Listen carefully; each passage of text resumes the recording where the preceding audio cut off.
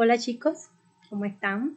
Aquí vamos a estar hablando hoy sobre el sistema de clasificación de los seres vivos. El tema tiene que ver con los seres vivos y cómo es que nosotros los organizamos, cómo es que podemos clasificarlos según algunas características que tengan en común. Empiezo diciéndoles que en el planeta se han descrito al menos 1.500.000 especies.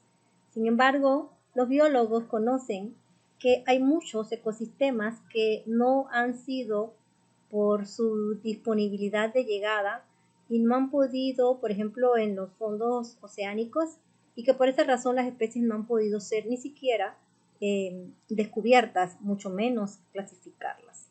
Entonces, como allí dice, pues solamente una quinta parte ha sido clasificada de manera exitosa. Además, existen un montón de especies que ya no existen y que, pues obviamente ya extinguidas, tampoco pudieron haberse clasificado. Entonces, ¿cómo es que se clasifican las especies? Vamos a hacer uso hoy de lo que son las claves dicotómicas para su clasificación. Aquí vamos a ver cómo son los sistemas de clasificación que han sido utilizados anteriormente y actualmente. La primera que estamos presentando aquí es la clasificación utilitaria. Esa fue la primera en ser utilizada desde antes de Cristo, por ejemplo, por los griegos, que clasificaban las especies según la utilidad que eran para el humano. Por ejemplo, había la clasificación de animales para transporte, de animales para carne, de animales para protección, etc. La segunda es la artificial.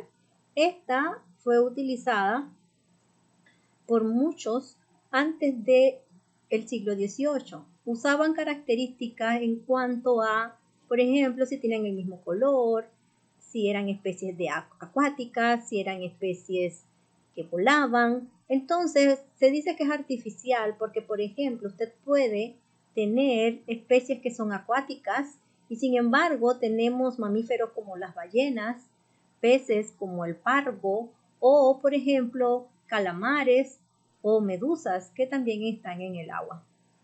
Obviamente no es la mejor. Con la última que vamos a mencionar es la clasificación natural y se basa en un poco la filogenia, es decir, el origen y evolución de una especie hasta llegar a la especie actual, basada en características que tienen en común. Por ejemplo, los dinosaurios son reptiles, al igual que las tortugas, porque son animales que tienen una escama fuerte que los rodea, porque además no regulan su temperatura, la mayoría ponen huevos, etc. Entonces, estas son las características que permiten ahora sí verificar que se está haciendo una clasificación ya más rigurosa y formal. Pues no podemos obviar al gran científico Carlos Linneo. Carlos Linneo, a quien presento en esta pantallita, fue un científico sueco que utilizó el primer sistema de clasificación ya de manera más formal, utilizando características morfológicas y no artificiales. Su sistema se llama el sistema binominal de clasificación. Este sistema es el que utilizamos actualmente con, claro, algunas modificaciones. Han habido algunas herramientas que Linneo no conocía cuando clasificó, por ejemplo, el microscopio o el análisis del ADN. Entonces, obviamente su clasificación se le han encontrado errores que han tratado de arreglarse con el transcurso del tiempo. Lo importante es que él clasificó a los organismos según sobre todo la morfología, en sus similitudes o no similitudes, y un aporte importantísimo fue utilizar el nombre científico.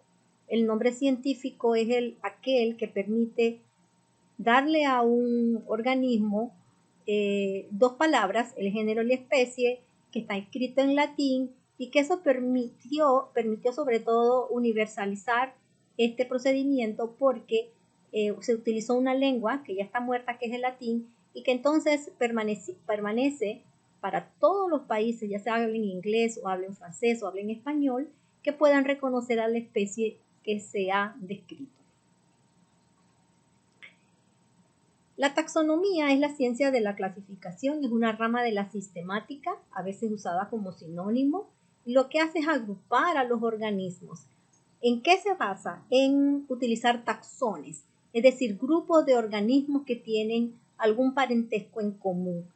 La base de este sistema de clasificación es la especie. Entonces, si vemos el esquema, ¿qué es una especie? Se define una especie como aquellos organismos que tienen en común muchas características, pero que además pueden reproducirse entre sí y tener descendientes fértiles. La especie es en este caso, que estoy basando aquí, el Homo sapiens. ¿Okay? Las especies, además, pueden agruparse por similitudes y formar el género. El género nuestro es Homo, y en ese género aquí presentamos todos los homos que han existido, que ya no existen. Obviamente ahorita la única especie existente de humanos es el Homo sapiens, pero en un tiempo estuvieron otros homos como el Homo habilis, como el Homo similis y algunas variedades como por ejemplo el Neanderthalis, que son especies diferentes al Homo sapiens, pero que pertenecemos al mismo género Homo. El género puede agruparse en similitudes con familias. Por ejemplo, está la familia Hominidae, donde solamente no está el humano, sino que también están los monos del viejo mundo como los orangutanes, gorilas, chimpancés. Pero dentro de estos homínidos podemos ubicarlo en el siguiente taxón, que es el orden. Son todas las familias que tenemos cosas en común. En este caso, el orden nuestro son los primates. Ahí están no solamente los monos del viejo mundo grandes, sino también existen los que se llaman los monos del nuevo mundo, como los que viven en América y que nosotros conocemos como el mono aullador, el mono ardilla, por ejemplo, el cariblanco que tenemos aquí en Panamá también. Todos los primates pertenecen a un taxón mayor que es el taxón de la clase. En la clase vamos a ver que están los mamíferos. Los mamíferos están no solamente los primates, sino también vamos a tener por ejemplo, a los tigres, a los perros, a las focas, las vacas, las ballenas, que todos tenemos en común, pues que tenemos pelo, que tenemos un tipo de glándulas mamarias y otro tipo de características que hacen que seamos de la clase mamífero. Dentro de la clase vamos a tener la siguiente taxón, que es el filo, donde vamos a tener todos los que somos mamíferos junto con otros que tienen en común tener, por ejemplo, una columna vertebral con hueso o con algo parecido a hueso. Entonces ahí vamos a tener los peces, los reptiles, las aves, los mamíferos, entran en este filo cordados. Finalmente, los cordados más otro grupo de animales que incluyen a los invertebrados, está entonces el reino animal. Y la última categoría es la categoría llamada dominio, donde están todos los animales, todas las plantas, todos los protistas, todos los hongos, que somos eucariontes porque poseemos células que tienen un núcleo definido. Recuerden que lo hemos visto anteriormente, que en la naturaleza existen tres dominios. El dominio eucarionte, donde están la mayor parte de los organismos que conocemos, micro y macroscópicos. El dominio de donde están las bacterias y el dominio donde están las arquebacterias. Tres dominios que incluyen a todos los organismos que existen en el planeta. Como les había dicho, Linneo estableció un sistema llamado la nomenclatura binominal. La nomenclatura binominal, que quiere decir dar nombre con dos palabras, entonces eso se le llama el nombre científico. Como ya mencioné anteriormente, está formado por el género y por la especie. Como en el ejemplo que le estamos mostrando, el humano, ese es un nombre común o vulgar. Su nombre es Homo, que es el género. Se escribe siempre la primera letra con mayúscula. La especie es Sapiens, lo ven que está con minúscula.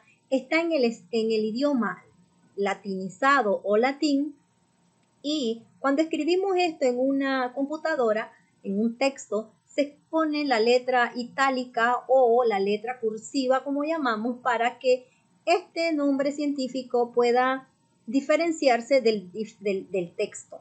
Si estamos escribiendo en el cuaderno a mano alzada, entonces, como todos siempre escribimos lo que hacemos de forma cursiva, lo que hacemos es que subrayamos cada palabra, entonces sería homo y sapien y lo subrayamos.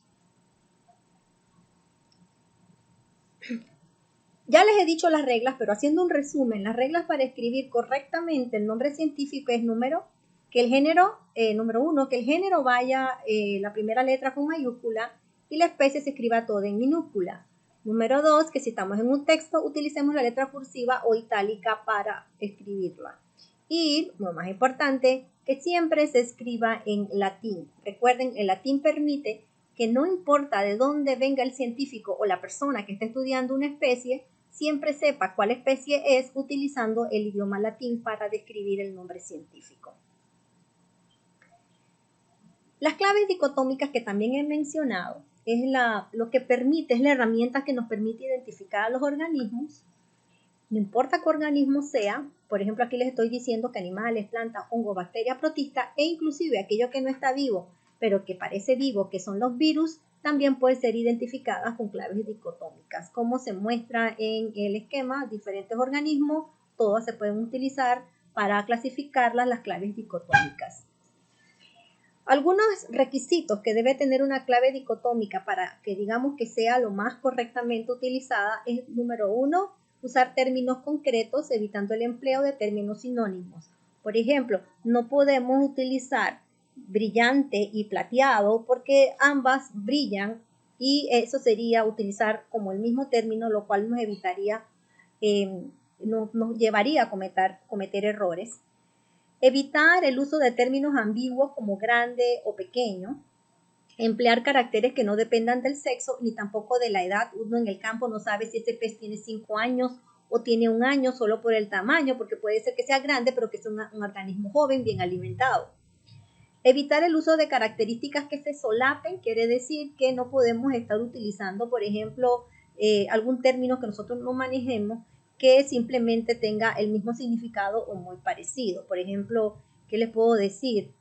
Una hoja alargada con una hoja tipo espada, que ambas son alargadas. Y pues siempre hay un par de alternativas y este par de alternativas deben contrastarse utilizando el mismo carácter. Por ejemplo, si yo voy a hablar de hojas que terminan en filos o hojas que terminan en ondas, entonces ahí estamos viendo que es la hoja, pero que cómo es que termina o cómo es el ápice de esa hoja. Simplemente contrasta, siempre sigue siendo la hoja, pero lo que es diferente en este caso es cómo es su punta o ápice.